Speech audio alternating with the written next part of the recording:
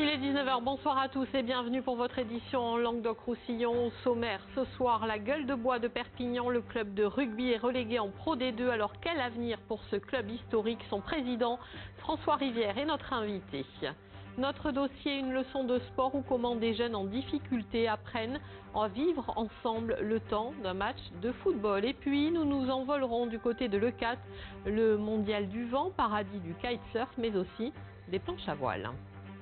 Et nous partons pour le 4 à présent, le mondial du vent, et cela ne vous a pas échappé. Du vent, il y en a beaucoup en ce moment dans la région, pas de quoi impressionner les amoureux de vitesse et de sensations fortes. Attention, ça décoiffe, pas de kitesurf ce soir, mais des planches à voile. Alexandre Grelier, Nicolas Mutel.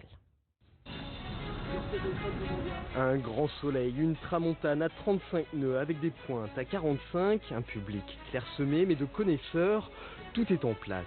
Cette année, les planches prennent leur revanche.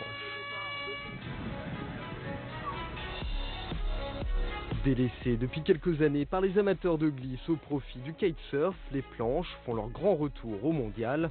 Un retour facilité par l'évolution technique du matériel. La planche, elle est plus courte, plus large et un peu plus épaisse.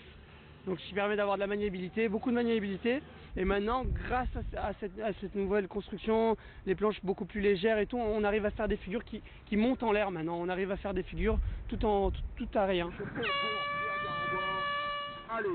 Sur l'eau, le freestyle ressemble à une danse. Les concurrents s'affrontent 3 par 3 et ont 7 minutes pour convaincre les juges. Les concurrents, ils sont notés sur leur style, comment ils vont s'exprimer sur l'eau, vraiment de quelle manière, est-ce qu'ils vont être aériens, rapides. Donc on prend vraiment en compte la rapidité, la hauteur qu'ils prennent dans leur figure, voilà, comment ils se servent du vent aussi. Et le niveau est plutôt bon sur un plan d'eau qu'il connaît par cœur. Le Lecatois Nicolas Agcassian, vice-champion d'Europe en 2007, régale son public. Technique, puissance et engagement, tout y est. De quoi dépoussiérer largement l'image du windsurf.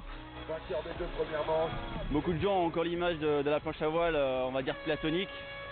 C'est-à-dire les grandes planches, les bien lourdes, avec les grosses voiles en toile. Tout ça, ça a bien changé.